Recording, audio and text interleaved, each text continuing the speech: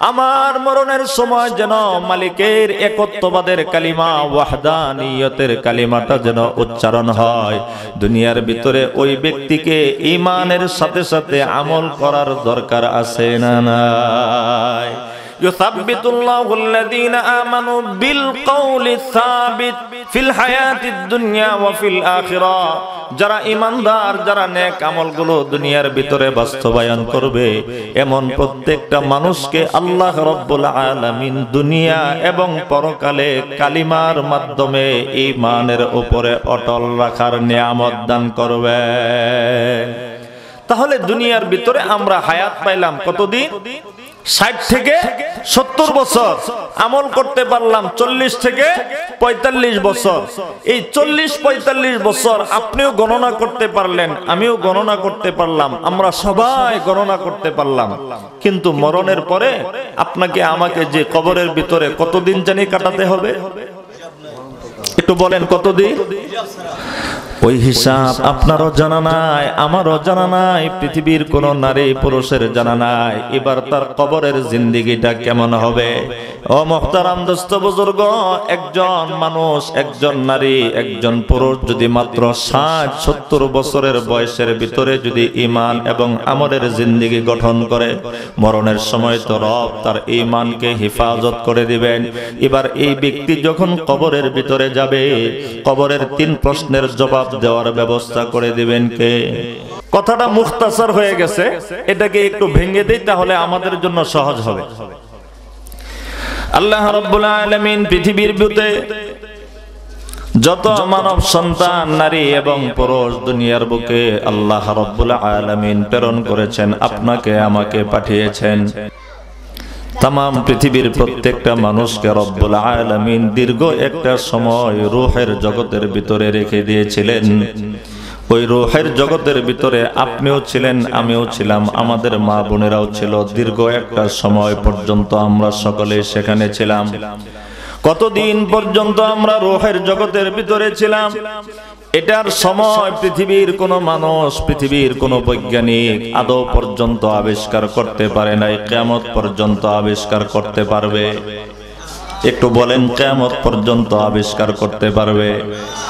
ওই দীর্ঘ একটা সময়ের পর রব্বুল আলামিন যখন ইচ্ছা পোষণ করলেন দুনিয়াতে আমাকে এই কালে, এই যুগে, এই সময়ে প্রেরণ করার জন্য, রব্বুল আলামিন আমার বাবা মার মাধ্যমে রব্বে কারীমের ইচ্ছাটাকে বাস্তবায়ন করার জন্য আল্লাহ পাক রব্বুল আলামিন আমার মায়ের পেটের ভিতরে দীর্ঘ একটা সময় 8 মাস, 9 মাস, 10 মাসের একটা সময় আমাকে মায়ের পেটের ভিতরে রাখলেন।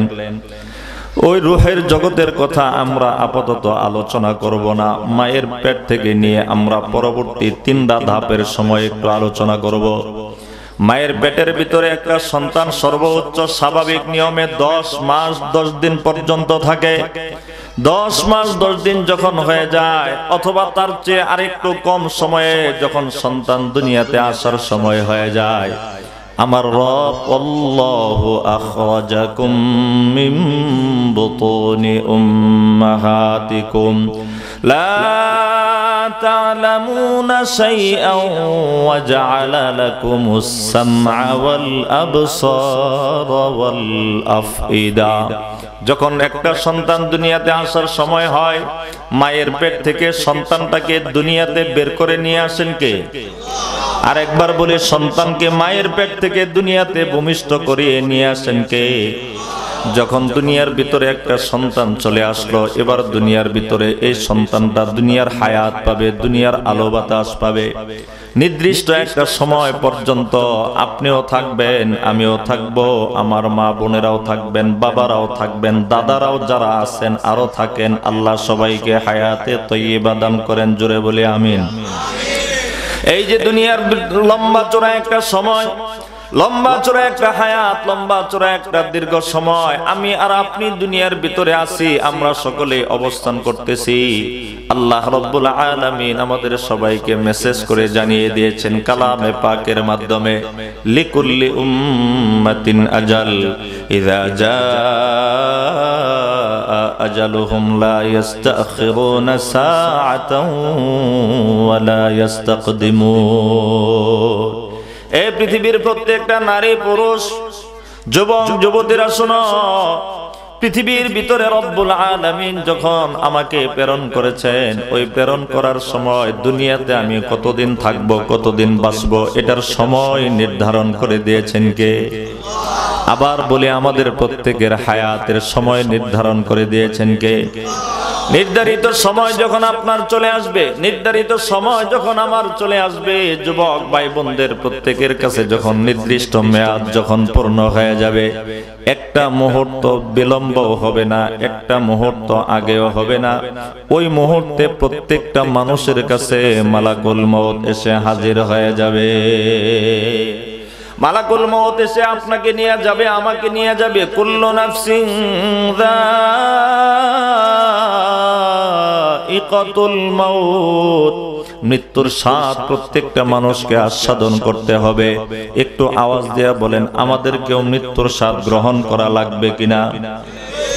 আমাদের বর্তমান সময়ের যত যুবক ভাইয়েরা আছে তারাও মৃত্যুর স্বাদ গ্রহণ করবে কিনা? আমাদের যত মা বোনেরা আছেন পর্দার আড়ালে, তাদেরকেও মৃত্যুর স্বাদ গ্রহণ করা লাগবে কিনা? কিন্তু দোস্ত আহবাব, সবাই তো মরে যাব, কথা এখানেই শেষ নয়। মরে যাওয়ার পর আবার আমাদের একটা জীবন, কবর জগতের একটা জীবন আমাদের প্রত্যেকের জন্য আছে না নাই? কিন্তু কবর জগতের ভিতরে আপনি কতদিন পর্যন্ত অবস্থান করবেন, আমি কতদিন পর্যন্ত অবস্থান করব? পৃথিবীর কোন মানুষটা কবরের ভিতরে কতদিন পর্যন্ত অবস্থান করবে? রূহের জগতের যেমন ওই সময় সীমা কারো জানা নাই, কবর জগতের ভিতরেও আপনি আমি কতদিন থাকব পৃথিবীর কোন মানুষের সেই সময় সীমা জানা নাই। দীর্ঘ একটা সময় রব্বুল আলামিন কবর জগতের ভিতরে আপনাকে রাখবেন, আমাকে রাখবেন, প্রত্যেকটা মা বোনকে রাখার পর রব্বুল আলামিন হাসরের ময়দানের কিয়ামতের মাঠ কায়েম করবেন। ইয়াউমা ইয়াকুমুন নাস, ইয়াউমা ইয়াকুমুন নাসু লিরাব্বিল আলামিন। মরণের পরে এমন একটা দিন আমাদের সকলের আসবে, যেই দিন নাকি আমাদের সবাইকে, পৃথিবীর প্রত্যেকটা নারী পুরুষকে আমাদের রবের সামনে দণ্ডায়মান হওয়া লাগবে। এই বিশ্বাস আমাদের ভিতরে আছে না নাই? একটু কথা বলেন, আছে না নাই? তাহলে মরে যাব, আমাদের এই বিশ্বাস আছে না নাই? কবর জগৎ আমাদের জন্য আছে, এই বিশ্বাসও আমাদের আছে। কবর জগতের পরে রব্বুল আলামিন तमाम পৃথিবীর প্রত্যেকটা নারী পুরুষকে হাসরের ময়দানে উঠাবেন, ওই বিশ্বাসটাও আমাদের সকলের আছে না নাই? হাসরের ময়দানে রব্বুল আলামিন तमाम পৃথিবীর মানব সন্তানগুলোকে ওঠানোর পর কত শত বছর চলে যাবে, একটা দিন হবে কানা মিকদারুহু 50 আলফ সানা, একটা দিন হবে 50,000 বছরের সমান। আল্লাহু আকবার। এখন একটু ভালো করে মনে করেন, ভালো করে একটা জিনিসটা বুঝি। আমরা মায়ের পেটে ছিলাম সর্বোচ্চ 10 মাস 10 দিন। কতদিন? সবাই বলেন কতদিন? অনেকেই কিন্তু এর আগেও দুনিয়াতে চলে আসছে, কারো 8 মাস, কারো 8.5 মাস, কারো 9 মাস, কারো 9.5 মাস, এমনকি কেউ 7 মাসেও দুনিয়াতে আসতে পারে। তবে আমরা মোটামুটি ভাবে স্বাভাবিক যে সময় 10 মাস 10 দিন পর্যন্ত আমরা বলি, ওই 10 মাস 10 দিনের সময় ধরে আমরা একটা হিসাব করি। মায়ের পেটের ভিতরে 10 মাস 10 দিন ছিলাম, মায়ের পেটের জিন্দেগিটার যেই অবস্থান ছিল, যেই হালত ছিল, ওই হালতের আসর আমার আপনার দুনিয়ার জিন্দেগির 60-70 বছরের উপরে পড়বে। এটাও একটু খোলাসা করে দেব। দুনিয়ার আপনার আমার হায়াতের 60 এবং 70 বছরের যেই চিন্তা চেতনা, যেই কর্ম পদ্ধতি আপনার আমার ছিল, এই চিন্তা চেতনার ফলাফল কবর জগতের ভিতরে অনন্ত অনাদিকাল জগতের উপরে এটার আসর সেই কবর জগতের উপরে পড়বে। আর কবর জগতের ভিতরে আপনার আমার অবস্থান কেমন হবে, ওইটার আসর হাসরের ময়দানে পড়বে। এমনকি সর্বশেষ মানুষের জীবনে গুরুত্বপূর্ণ একটা মুহূর্ত হলো, মানুষ যদি দুনিয়ার ভিতরে ঈমান এবং নেক আমলগুলো বাস্তবায়ন করে, তাহলে ওই মানুষগুলো চিরস্থায়ীভাবে জান্নাতের মালিক হয়ে যাবে। সুবহানাল্লাহ। যেই কথাটা বোঝানোর জন্য আপনাদেরকে বললাম, এবার এই কথাটা একটু খোলাসা করি। একটা সন্তান সে যখন মায়ের পেটের ভিতরে থাকে ওই সময় একটা মার চিন্তা চেতনা যেমন হয়, সন্তান মায়ের পেটের ভিতরে থাকা অবস্থায় একটা মায়ের কাজকর্ম যেমন হয়, ওই মায়ের ঈমান এবং আমলের জিন্দেগি, তার চিন্তা চেতনার একটা আসর, তার কর্মের একটা আসর তার সন্তানের উপরে পেটের ভিতরে থাকা অবস্থায় পড়ে। সুবহানাল্লাহ বলে। তাহলে সন্তান যখন মায়ের পেটে থাকে তখন মা যে আমলগুলো করে, মা যে কাজগুলো করে, এই কাজের অথবা এই আমলের একটা আসর এটা কার উপরে পড়ে? এটা একটু বুঝে বুঝে বলবেন, তাহলে আমার সামনের কথাগুলো বোঝা আপনাদের জন্য সহজ হবে। একটা সন্তান যখন মায়ের পেট থেকে 9 মাস বা 10 মাস পর্যন্ত একটা মা তার কলিজার টুকরা সন্তানকে পেটের ভিতরে যখন ধারণ করে, একটা মা যখন নামাজ পড়ে, কোরআন শরীফের তিলাওয়াত করে, এই মা সন্তানকে পেটে ধারণ করা অবস্থায় যদি পাক পবিত্র অবস্থায় জীবন যাপন করে, মায়ের এই 9 বৎসরের চিন্তা চেতনা কর্মপদ্ধতির একটা আসর, একটা প্রতিক্রিয়া সন্তান এখনো দুনিয়াতে আসে নাই, মায়ের পেটের ভিতরে থাকা অবস্থায় সন্তানের উপরে একটা আসর পড়ে যায়। এই জন্য দুনিয়ার ভিতরে আমরা অনেক সময় দেখব মায়ের পেট থেকে সন্তান ভূমিষ্ঠ হয়েছে, মা ছিল নেককার, মা ছিল হাফেজা। এই জন্য একটা বাচ্চা দুনিয়ার ভিতরে জন্মগ্রহণ করার পর এখনো পর্যন্ত সে প্রস্রাবও করতে পারে না, কাপড়ও চিনতে পারে না, তার ভালো মন্দের কাজগুলো সে করতে পারে না। কিন্তু মা বাবা ভালো থাকার কারণে ওই সন্তানের বয়স 6 বছর বয়স, 6 বছর বয়সে পূর্ণ কোরআনে কারীমের হিফজ হয়ে যায়। এটা কেন হয়, এটা কেন হয়, এটা কেন হয়? খোঁজ নিয়ে দেখবেন, যে মায়ের সন্তানটা 5 বছর 6 বছর আগে, এই তো বিগত কয়েকদিন আগে আমাদের বাংলাদেশের এক গর্বিত মায়ের গর্বিত একজন সন্তান, মাত্র 6 বছর বয়স, 6 বছর বয়সে 49 দিনে পূর্ণ 30 পারা কোরআনে কারীম আল্লাহ তার বুকে হিফজ করিয়ে দিয়েছেন। এই জন্য মুহতারাম দোস্ত বুজুর্গ, যে কথাটা বলতেছি একটু ভালো করে আমরা বুঝি। মায়ের পেটের ভিতরে সন্তান থাকা অবস্থায় মার চিন্তা চেতনা যেমন হয়, মার আমল যেমন হয়, মার কর্ম যেমন হয়, এই কর্মের একটা আসর, চিন্তা চেতনার একটা আসর সন্তানের উপরে পড়ে কি পড়ে না? একটু বলেন, পড়ে কি পড়ে না? এই জন্য আমরা দেখব, খুব ভালো করে বুঝবেন, কেউ মনে কষ্ট নেবেন না, একটু ব্যাপারটা বোঝানোর জন্য বলবো। যে সমস্ত মা বাবারা শিল্পী হয়, ওই সমস্ত মা বাবাদের গর্ভ থেকে যে সন্তানগুলো হয়, ওদের অধিকাংশ সন্তানগুলোই স্বাভাবিকভাবে কি হয় বুঝেন নাই? মা বাবা গায়িকা, গায়ক গায়িকা, তো বাবা মা যেমন গায়ক গায়িকা, ওই বাবা মার ঘর থেকে, ওই মায়ের ঘর থেকে যে সন্তানটা আসছে, ছোট থেকে বড় হয়েছে, স্বাভাবিক নিয়ম অধিকাংশ ক্ষেত্রে এমন হয়, সন্তানটাও কি হয়? আমার কথা বুঝতেছেন? বাবা মা যদি নায়ক আর নায়িকা হয়, তাহলে ওই বাবা মার ঘর থেকে যে সন্তানগুলো দুনিয়ার বুকে আগমন করে, যে সন্তানগুলো দুনিয়ার বুকে আসে, মা নায়িকা হওয়ার কারণে তার সন্তানগুলো স্বাভাবিক নিয়ম অনুযায়ী কি হয়? নায়িকাই হয়। বাবা যদি গায়ক হয়, সন্তান গায়ক হয়। বাবা যদি শিল্পী হয়, ছেলে মেয়েগুলো শিল্পী হয়। মা যদি শিল্পী হয়, ছেলে মেয়েগুলো শিল্পী হয়। এটার কারণ কি আমরা কোনোদিন চিন্তা করি নাই? এটার কারণ এটাই, মা সন্তানকে পেটে ধারণ করা অবস্থায় তার চিন্তা চেতনার ভিতরে ছিল শিল্পিত্ব, মায়ের চিন্তা চেতনার ভিতরে ছিল গায়ক আর নায়িকার নজর। এই জন্য ওই মায়ের পেট থেকে দুনিয়ার ভিতরে যে সন্তানটা আসছে, ওই সন্তানটার জন্য গায়ক গায়িকা, নায়ক নায়িকা হওয়া সহজ, কিন্তু আমলওয়ালা একজন মুসলমান হিসাবে তার জীবন যাপন করা বড় কঠিন। পক্ষান্তরে আমরা যদি একটু খেয়াল করে দেখি, যে সমস্ত পরিবারগুলো ধার্মিক, যে সমস্ত পরিবারের বাবারাও নামাজ পড়ে, মারাও নামাজ পড়ে, যে সমস্ত পরিবারের মাগুলো ঘরের ভিতরে কালামে পাকের তিলাওয়াত করে, ওই সমস্ত পরিবারের যে সমস্ত সন্তানগুলো দুনিয়ার বুকে আসে, আমরা লক্ষ্য করে দেখব ওই সমস্ত পরিবার থেকে এমন সন্তানই স্বাভাবিকভাবে অধিকাংশ ক্ষেত্রে দুনিয়ার ভিতরে বড় হয়। যে সন্তানের বাবা মা নামাজি হয়, ওই সন্তানটাও নামাজি হয়। যে সন্তানের মা কুরআন পড়নেওয়ালা হয়, ওই সন্তানটাও মায়ের এই দীর্ঘ 9 মাসের আসরের কারণে সন্তানটাও দুনিয়ার ভিতরে কোরআন তেলাওয়াত করা এবং দুনিয়ার ভিতরে আমল করা ওই সন্তানের জন্য আসান হয়ে যায়।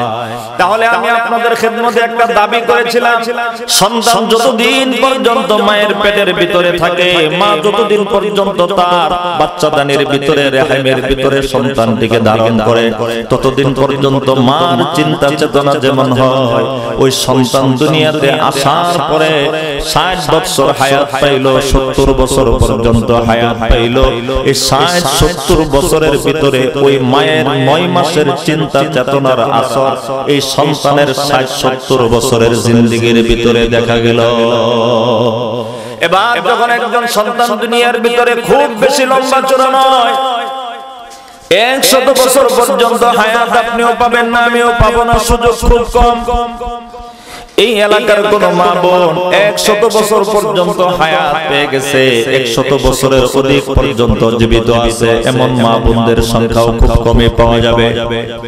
তবে একজন মানুষ দুনিয়ার ভিতরে যতটুকু পরিমাণ হায়াত পাক না কেন, যতটুকু পরিমাণ সময় তার জিন্দেগির ভিতরে থাকুক না কেন, ওই যে বাবা মা যেমন হয়, মায়ের পেটের ভিতরে সন্তান থাকা অবস্থায় মায়ের চিন্তা চেতনা কর্ম যেমন হয়, সন্তানের 60-70 বছরের জিন্দেগির ভিতরে ওই চিন্তা চেতনার বাস্তবায়ন ঘটে। কথা বলেন ঠিক কিনা? একজন মানুষ দুনিয়ার ভিতরে আপনি আমি আছি, 50 বছর হায়াত পাইলাম, 60 বছর হায়াত পাইলাম, 60-70 বছর হায়াত পাওয়ার পর আমি 15 বছর পর থেকে শরীয়তের মুকাল্লাফ, 14 বছর পর থেকে আমি শরীয়তের মুকাল্লাফ, নামাজের হুকুম আমার উপরে আসলো, যাকাতের বিধান আমার উপরে আসলো, রোজা রাখার বিধান আমার উপরে আসলো। এবার আমি 15 বছর বা 14 বছর বয়স থেকে 60 বছর পর্যন্ত আমি ইবাদত করলাম, বন্দেগী করলাম, আল্লাহ ওয়ালা হয়ে মুত্তাকি পরহেজগার হয়ে দুনিয়ার ভিতরে রইলাম। এবার এই 40 থেকে 45 বছরের আমার আমলটা যদি ভালো হয়, কবরের অনন্ত অনাদিকালের জিন্দেগি ওই মুসলমানের জন্য ভালো হবে না খারাপ হবে? আবার বলেন, ভালো হবে না খারাপ হবে?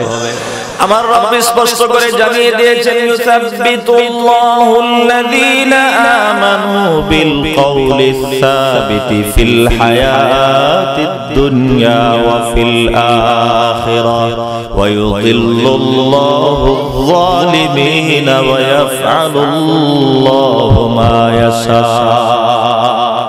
এই পৃথিবীর মানুষ শোনো, একজন নারী, একজন পুরুষ, একজন যুবক, একজন যুবতী দুনিয়ার ভিতরে যদি ঈমান এবং আমলের জিন্দেগি গঠন করে, দুনিয়ার ভিতরে থাকা অবস্থায় মসজিদ, মাদ্রাসা, আলেম, উলামা, কোরআন শরীফের পিছনে যদি মেহনত করে, মোট কথা পাক্কা ঈমানওয়ালা হয়, নেক আমাল সম্পন্নকারী যদি হয়, আমার রব বলেন ওই ব্যক্তির মৃত্যুর সময় আল্লাহ তাআলার কুদরতি হাত দিয়া ওই ব্যক্তির ঈমানকে হেফাজত করে কবরে পাঠাবেন। সুবহানাল্লাহ।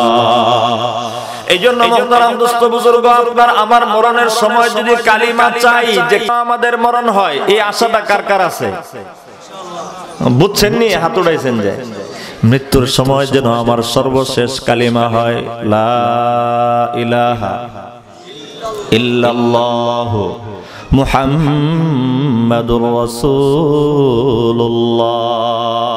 এটা যে বাবা চাইবে আমার মরণের সময় কালিমা যেন নসিব হয়, এটা যে মা চাইবে মরণের সময় যেন আমার কালিমাটা নসিব হয়, এটা দুনিয়ার ভিতরে যেই যুবক যেই যুবতী কামনা করবে আমার মরণের সময় যেন মালিকের একত্ববাদের কালিমা ওয়াহদানিয়তের কালিমাটা যেন উচ্চারণ হয়। দুনিয়ার ভিতরে ওই ব্যক্তিকে ঈমানের সাথে সাথে আমল করার দরকার আছে না নাই? ইউসাব্বিতুল্লাহু আল্লাযীনা আমানু বিল কওলি সাবিত ফিল হায়াতিদ দুনিয়া ওয়া ফিল আখিরাহ। যারা ঈমানদার, যারা নেক আমলগুলো দুনিয়ার ভিতরে বাস্তবায়ন করবে, এমন প্রত্যেকটা মানুষকে আল্লাহ রাব্বুল আলামিন দুনিয়া এবং পরকালে কালিমার মাধ্যমে ঈমানের উপরে অটল রাখার নিয়ামত দান করবে। তাহলে দুনিয়ার ভিতরে আমরা হায়াত পাইলাম কতদিন? 60 থেকে 70 বছর। আমল করতে পারলাম 40 থেকে 45 বছর। এই 40-45 বছর আপনিও গণনা করতে পারলেন, আমিও গণনা করতে পারলাম, আমরা সবাই গণনা করতে পারলাম। কিন্তু মরণের পরে আপনাকে আমাকে যে কবরের ভিতরে কতদিন জানি কাটাতে হবে? একটু বলেন কতদিন? ওই হিসাব আপনারও জানা নাই, আমারও জানা নাই, পৃথিবীর কোন নারী পুরুষের জানা নাই। এবার তার কবরের জিন্দেগিটা কেমন হবে? ও মুহতারাম দোস্ত বুজুর্গ, একজন মানুষ, একজন নারী, একজন পুরুষ যদি মাত্র 60-70 বছরের বয়সের ভিতরে যদি ঈমান এবং আমলের জিন্দেগি গঠন করে, মরণের সময় তো রব তার ঈমানকে হেফাজত করে দিবেন। এবার এই ব্যক্তি যখন কবরের ভিতরে যাবে, কবরের 3 প্রশ্নের জবাব দেওয়ার ব্যবস্থা করে দিবেন কে? আর একটু আস্তে বলি, কবরের 3 প্রশ্নের জবাব দেওয়ার ব্যবস্থা করে দিবেন কে?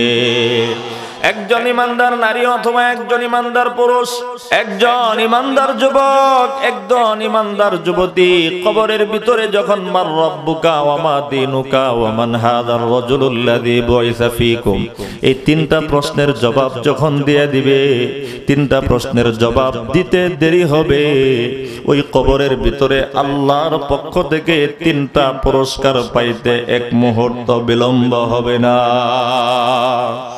ইমানদার বান্দা যখন মার রব্বুকার প্রশ্নের জবাব দিবে রব্বি আল্লাহ, তখন আরেকটা প্রশ্ন হবে ওমা দীনুকা, ও মিয়া তোমার দিন কি ছিল, তোমার ধর্ম কি ছিল?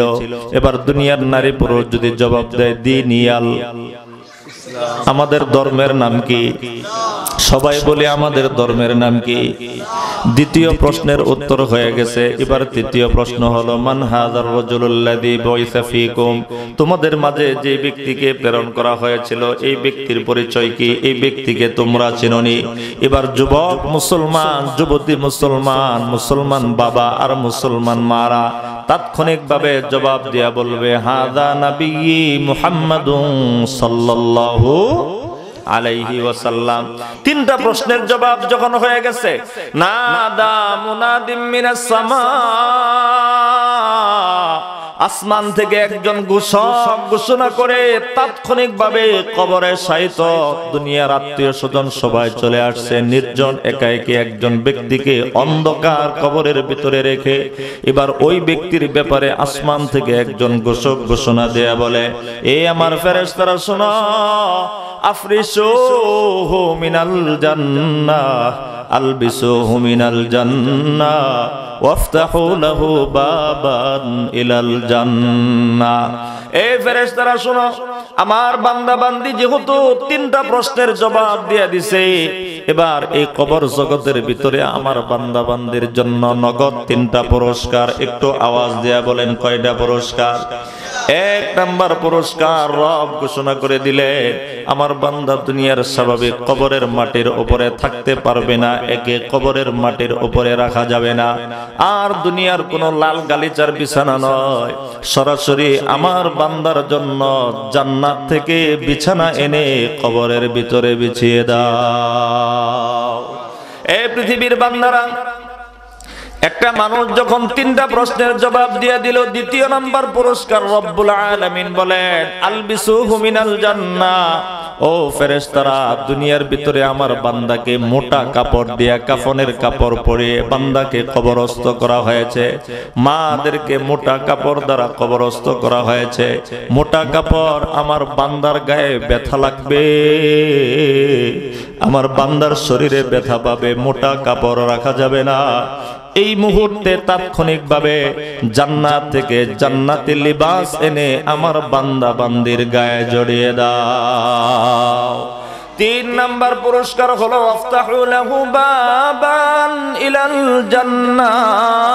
বিশ্বনবী বলেন, আল্লাহ পাক রব্বুল আলামিন কবরের ফেরেশতাদেরকে হুকুম করে জানিয়ে দিবেন, ও আমার ফেরেশতারা শোনো, আমার বান্দা দুনিয়া থেকে আসছে, কবরের ভিতরে জান্নাতের বিছানা বিছিয়ে দেওয়া হলো, জান্নাতি পোশাক পরিধান করিয়ে দেওয়া হলো। এবার আমার বান্দার কবর থেকে জান্নাত পর্যন্ত যে দূরত্ব আছে, ওই জান্নাতের দিকে একটা দরজা উন্মুক্ত করে দাও, একটা ঘর উন্মুক্ত করে দাও। ওই জান্নাতের সুখাদ্য আর সুঘ্রাণ প্রতিনিয়ত আমার বান্দার কবরে আসা যাওয়া করবে। সুবহানাল্লাহ। এমন ভাবে চলতে থাকতে থাকবে 100 বছর নয়, 200 বছর নয়, 1 লক্ষ আর 1 কোটি বছর নয়, অনন্ত অনাদিকাল একটা মানুষ কবরের ভিতরে অবস্থান করবে। ওই অনন্ত অনাদিকাল কবরের সুখ শান্তির ব্যবস্থা হলো দুনিয়ার 40 বছরের আমলের কারণে। কথা বলেন ঠিক কিনা? তাহলে দীর্ঘ একটা সময়ের ফলাফল আপনার কেমন হবে, এটা সংক্ষিপ্ত সময়ের আমলের উপরে নির্ভর করবে। এবার মুহতারাম দোস্ত বুজুর্গ, ওই মানুষটাকে যখন হাসরের ময়দানে ওঠানো হবে, রব্বুল আলামিন তামাম পৃথিবীর সকল মানুষগুলোকে হাসরের ময়দানে উঠাবেন। এবার ওই মানুষগুলোকে বিশেষ ব্যবস্থাপনায় 7 শ্রেণীর মানুষকে আল্লাহ তাআলা কিয়ামতের দিন আরশে আযীমের নিচে আশ্রয় দিয়ে দিবেন। সুবহানাল্লাহ। 7 শ্রেণীর মধ্যে আন আবি হুরায়রা রাদিয়াল্লাহু তাআলা আনহু قال قال رسول الله صلى الله عليه وسلم 7 يظلهم الله في ظله يوم لا ظل إلا ظله। বিশ্বনবী সাল্লাল্লাহু আলাইহি ওয়াসাল্লাম বলেন, এ আমার উম্মতের নারী পুরুষরা শোনো, কিয়ামতের কঠিন ময়দানে আল্লাহ পাক রব্বুল আলামিনের আরশের ছায়া, আল্লাহ তাআলার দয়ার ছায়া ব্যতীত আর কোনো ছায়া যেদিন থাকবে না। মানুষগুলো হাসরের ময়দানে ওই সূর্যের তাপ এবং বিভিন্ন অপরাধের কারণে মানুষগুলো ঘেমে একদম গরমাক্ত হয়ে থাকবে। এমন কঠিন মুহূর্তে রব্বুল আলামিন আমার উম্মতের নারী পুরুষগুলোর মধ্য থেকে 7 শ্রেণীর মানুষকে আল্লাহর আরশের নিচে আশ্রয় দিয়ে দিবেন। সুবহানাল্লাহ। কত সুন্দর ব্যবস্থাপনা! দুনিয়া থেকে একজন মানুষ গেল, দুনিয়ার জিন্দেগির মধ্যে মাত্র 40-45 বছর মেহনত করে আমলি জিন্দেগি গঠন করলো, এর বিনিময়ে কবরে অনন্ত অনাদিকাল সুখে শান্তিতে রইল। হাসরের ময়দানে উঠবে যেদিন তামাম পৃথিবীর সব মানুষগুলো হাসরের ময়দানের কঠিন ভয়াবহ অবস্থার ভিতরে থাকবে, ওই দিন আল্লাহর মাহবুব পেয়ারা কিছু বান্দা বান্দি আরশে আজিমের নিচে নিরাপদে আল্লাহর রহমতের ছায়ার নিচে সময় কাটাবে, বিশ্রাম গ্রহণ করবে। সুবহানাল্লাহ। 1 নম্বর শ্রেণী বিশ্বনবী বলেন, আল ইমামুল আদিল, ন্যায়পরায়ণশীল বাদশাহ, যারা দুনিয়ার ভিতরে ইনসাফের সাথে ন্যায়পরায়ণতার সাথে রাষ্ট্র পরিচালনা করেছে। আমি এইটার ব্যাখ্যার দিকে আমি যাচ্ছি না, শুধুমাত্র 3টা কথা বলবো। 2 নম্বর বিশ্বনবী সাল্লাল্লাহু আলাইহি ওয়াসাল্লাম বলেন, আমার যুবক ভাইয়েরা ভালো করে একটু খেয়াল করে শুনি। বিশ্বনবী সাল্লাল্লাহু আলাইহি ওয়াসাল্লাম বলেন, দ্বিতীয় যে শ্রেণীর মানুষগুলো আল্লাহর রহমতের আশ্রয়ের নিচে থাকবে, ওই মানুষগুলো হলো দুনিয়ার যুবকেরা। সুবহানাল্লাহ। কোন যুবকগুলো আল্লাহর আরশের নিচে আশ্রয় থাকবে? এ যুবক ভাইরা, যুবতী বোনেরা, বিশ্বনবী সাল্লাল্লাহু আলাইহি ওয়াসাল্লামের এই হাদিসটুকু আমাদের প্রত্যেকের মুখস্থ করা দরকার, বোঝার দরকার। দৈনন্দিন জিন্দেগির ভিতরে সকাল বিকাল এই হাদিসটা আমাদের মনে করা দরকার। নবীজি বলেন, দুনিয়ার ভিতরে যে যুবক তার যৌবন কালটাকে আল্লাহর ইবাদতের ভিতরে কাটিয়েছে, এমন যুবকদেরকেও রব্বুল আলামিন কঠিন কিয়ামতের দিনে আল্লাহর আরশের নিচে আশ্রয় দিয়ে দিবে। এখন আমাদের মুরব্বী বাবাদের প্রশ্ন হবে, হুজুর আমরা তো দুনিয়ার ভিতরে কোন দেশের রাষ্ট্রপ্রধান, কোন দেশের বাদশা হইতে পারলাম না, আর আমাদের তো এখন বৃদ্ধ বয়সে আমরা আরশের নিচের 7 শ্রেণীর মানুষের ওয়াজের কথা শুনতেছি, আমাদের যৌবন কাল তো পার হয়ে গেছে, আমরা এখন কি করব? আমরা কিভাবে আরশের নিচে আশ্রয় পাব? এবার আমার এই সমস্ত মুরব্বী মা বাবাদেরকে বিশ্বনবী সাল্লাল্লাহু আলাইহি ওয়াসাল্লাম বলেন, রাজুলুন কলবুহু মুআল্লাকুন ফিল মাসাজিদ।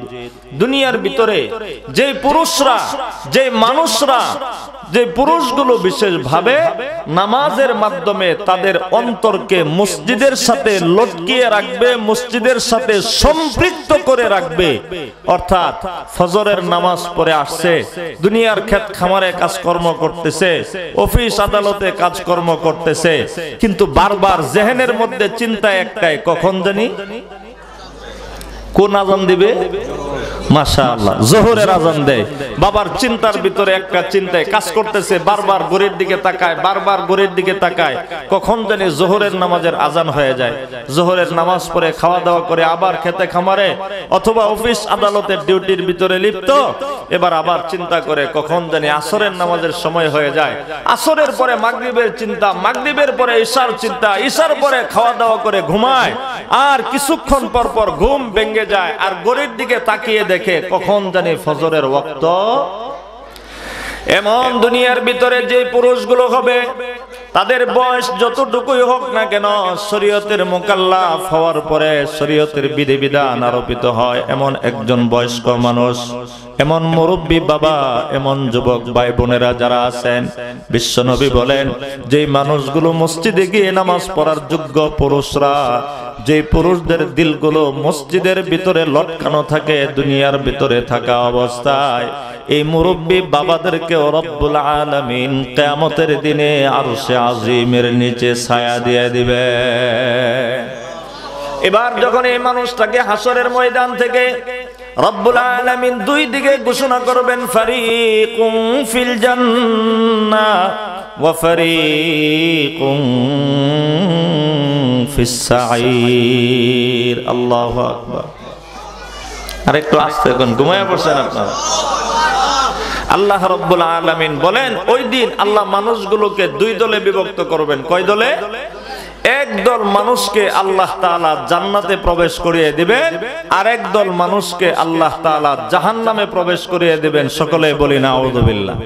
আল্লাহ ওই দিন যাদেরকে জান্নাতের ভিতরে প্রবেশ করিয়ে চির সৌভাগ্যবান মানুষ হিসাবে আল্লাহ তাআলা ঘোষণা করবেন, আমাদের সকলের নামটাকে আল্লাহ তাআলা সেই জান্নাতি মানুষের দফতরে লিপিবদ্ধ করে নেন। আমরা সকলেই বলি আমিন। এবার একটু ভালো করে বুঝি, দুনিয়ার ভিতরে আমল করলাম 40 থেকে 45 বছর, কিন্তু জান্নাতের ভিতরে যখন একজন মানুষকে দেওয়া হবে ঈমান এবং তার আমলি জিন্দেগির কারণে আল্লাহর দয়ায় যখন একজন মানুষকে জান্নাতে দেওয়া হবে, তো ওই মানুষটাকে কতদিনের জন্য জান্নাতে দেওয়া হবে? 100 বছর, 1000 বছর, 1 লক্ষ বছর, 1 কোটি বছর। খালিদিনা ফিহা আবাদা। আল্লাহু আকবার। আমার রব বলেন, যে মানুষগুলো দুনিয়ার ভিতরে ঈমান এবং আমলের জিন্দেগি গঠন করে জান্নাতি মানুষ হয়ে গেল, একবার যে মানুষগুলো জান্নাতের ভিতরে প্রবেশ করতে পারলো, এই মানুষগুলো চিরস্থায়ীভাবে আজীবনের জন্য এই জান্নাতের ভিতরে বসবাস করবে। সুবহানাল্লাহ। তাহলে আমরা কবর জগৎ থেকে জান্নাত পর্যন্ত এটাকে একটা জগৎ ধরি, দুনিয়ার হায়াতটাকে আমরা আরেকটা জগৎ ধরি, মায়ের পেটের ভিতরে থাকাকালীন সময়টাকে আমরা আরেকটা জগৎ ধরি। তাহলে কয়টা জগৎ? একটা হলো মায়ের পেটের জগৎ। মায়ের পেটের জগতের বয়স আমাদের কতদিন? সর্বোচ্চ 10 মাস 10 দিন। আর দুনিয়ার জগতের হায়াত আমাদের কতদিন? 60 থেকে 70 বছর। আর পরকালের হায়াত, এটার সময় কতটুকু? এটার সময়ের কোনো লিমিটেশন নাই, এটার কোনো নাই, নির্ধারিত কোনো মেয়াদ নাই। আজীবনের জন্য একজন মানুষ জান্নাতি হয়ে যাবে। এবার কোন মানুষগুলো জান্নাতি হলো, দুনিয়ার ভিতরে কোন মানুষগুলো নেক আমল সম্পন্ন করলো, এটা বোঝার জন্য আমরা যদি হাসরের ময়দান জান্নাত থেকে আসি, তাহলে দেখব জান্নাতের ফলাফল ভোগ করলাম অনন্ত অনাদিকাল, আমল করলাম কত বছর? 45 থেকে 50 বছর বা 40 বছর পর্যন্ত। তাহলে প্রত্যেকটা নারী এবং পুরুষের 40-45 বছরের আমলের কারণে আল্লাহ তাআলা তাকে জান্নাত দিলেন কতদিন? অনন্ত অনাদিকালে। তাহলে আমার দুনিয়ার হায়াতটা পরকালের ফলাফলের জন্য ক্রিয়াশীল, প্রতিক্রিয়াশীল আসর রাখছে কি রাখে নাই? এটা ভূমিকা রাখছে কি রাখে নাই? এখন দুনিয়ার ভিতরে আমি 40, 45, 60, 70 বছর পর্যন্ত বেঁচে থাকবো। এই 40 থেকে 45 বছর অথবা 60 থেকে 70 বছরের হায়াতে আমি কেমন কি কাম করব, কি আমল করব, এটা আমার কেমন হবে? এটা মায়ের পেটের ভিতরের 10 মাসের মায়ের কর্ম যেমন হবে, দুনিয়ার 70 বছরের সন্তানের জিন্দেগির ভিতরে সেটার প্রভাব পড়বে। সুবহানাল্লাহ। এবার মুহতারাম দোস্ত বুজুর্গ, একটু ভালো করে একটু বুঝিয়ে বুঝিয়ে বলবেন। একটা মা একটা বাবা যদি চায় তার সন্তানকে দুনিয়ার ভিতরে আসার আগেই আল্লাহওয়ালা বানাবে, মুত্তাকি বানাবে, পরহেজগার বানাবে, আর দুনিয়াতে আসার পরে যদি একটা বাবা মার কামনা থাকে, বাসনা থাকে, আমার সন্তানটা যেন জান্নাতি হয়, আমার সন্তানটা যেন জান্নাতি মানুষ হয়, তাহলে এমন একটা সন্তানের জন্য সর্বপ্রথম ভালো একজন মায়ের দরকার আছে না নাই? এই জন্য শরীয়তের বিধান, শরীয়তের গুরুত্বপূর্ণ শিক্ষা হলো শরীয়ী ইলম, যেই ইলমের মাধ্যমে একজন মানুষ, একজন মুসলমান তার মুসলমানিত্ব বুঝে, তার ঈমান বুঝে, আমল বুঝে, আমলে জিন্দেগি বুঝে। এতটুকু পরিমাণ জ্ঞান অন্বেষণ করা, ইলমে দ্বীন অর্জন করা প্রত্যেকটা নারী এবং প্রত্যেকটা পুরুষের অপরিহার্য বিষয়। এই জন্য বিশ্বনবী সাল্লাল্লাহু আলাইহি ওয়াসাল্লাম বলেন, তালাবুল ইলমি ফারিদাতুন আলা কুল্লি মুসলিম। প্রত্যেকটা মুসলমান নর এবং নারীর উপরে ইলমে দ্বীন তলব করা হলো ফরজ। তাহলে যখন আপনি, আমি, আমরা সবাই ইলমে দ্বীন অর্জন করব, আর ইলমে দ্বীন অর্জন করা যেহেতু আমাদের সকলের উপরে ফরজ, অপরিহার্য একটি কর্তব্যের বিষয়, তাহলে এই অপরিহার্য কর্তব্যের ভিতরে নারীরা আছে না নাই?